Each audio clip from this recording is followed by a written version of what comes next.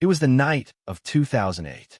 Elon Musk suddenly screamed in his sleep, woke up, and rushed to the bathroom, where he started vomiting.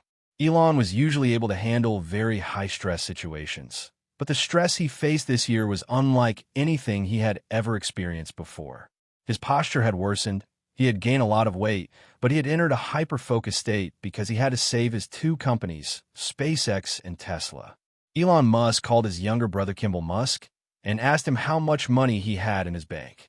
Elon himself had only $75,000 left, all of which he had already put into his companies. In the 2008 crisis, many companies were shutting down, and no investor was willing to give Elon's companies any money. Elon Musk's wife told her parents about his situation, and they said they would mortgage their house and give the money to Elon. But Elon refused to accept this. Seeing his condition, Elon's friend Marc Andreessen /Mar John Cosa, the name is unclear in the text, asked him, "Why don't you just shut down SpaceX or Tesla?" Elon replied, "This question is like asking me to choose between two children. I have very little food, and you're asking me to feed one child and let the other die so that at least one survives." The Tesla board had put a condition in front of Elon Musk.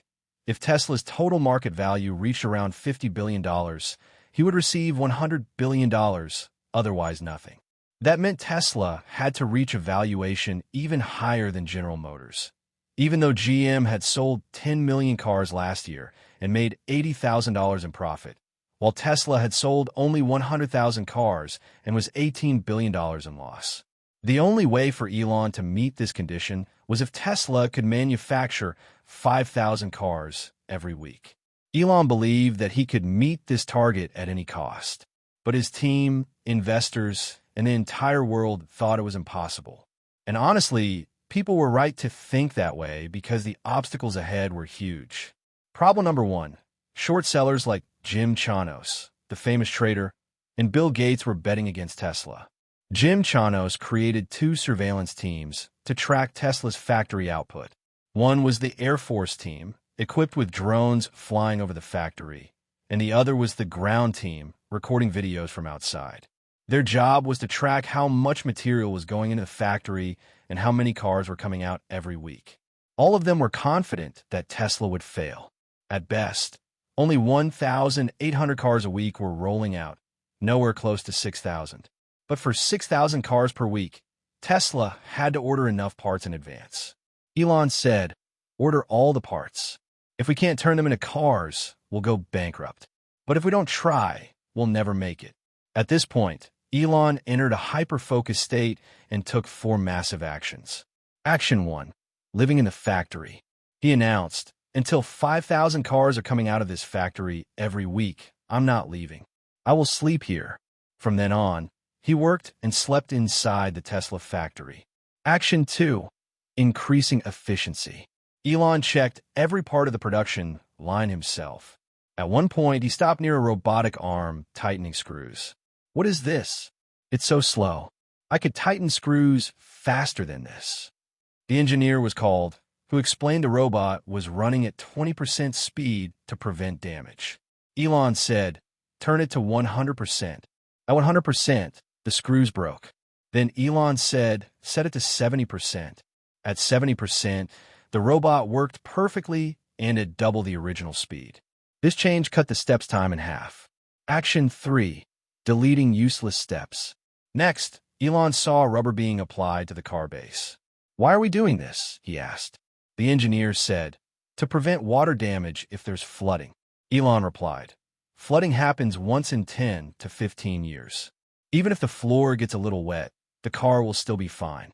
Stop this." He then took an orange spray can, walked through the factory with Tesla's VP of engineering, and, at every step asked, "Is this necessary for building a car?"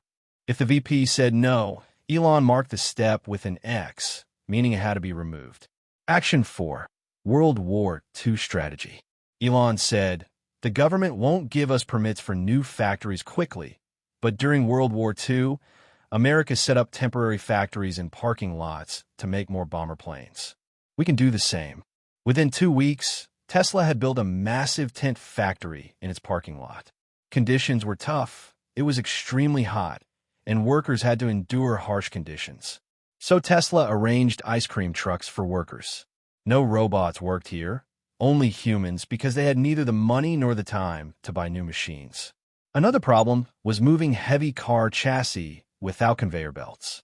Elon solved this by creating small slopes so gravity could move the parts. Finally, just days before the 6-month deadline, on July 2nd, 2018, at 1:56 a.m., Elon tweeted, 7,000 cars, 7 days. Tesla team Red Heart Tesla. After this, Tesla's share price skyrocketed. Jim Chanos, Bill Gates, and other short sellers lost $8 billion in total, enough to build 14 Burj Khalifas. Bill Gates alone lost nearly $144 billion.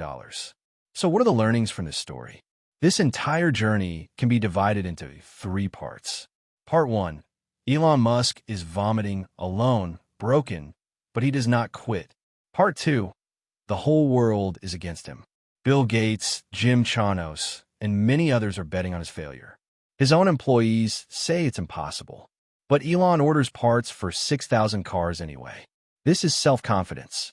Part 3. Elon takes extreme action. He lives in the factory, sleeps under tables and on sofas, removes useless steps, pushes efficiency, and works harder than anyone else. And in the end, not only does he achieve the goal, he even exceeds it, making 7,000 cars in a week.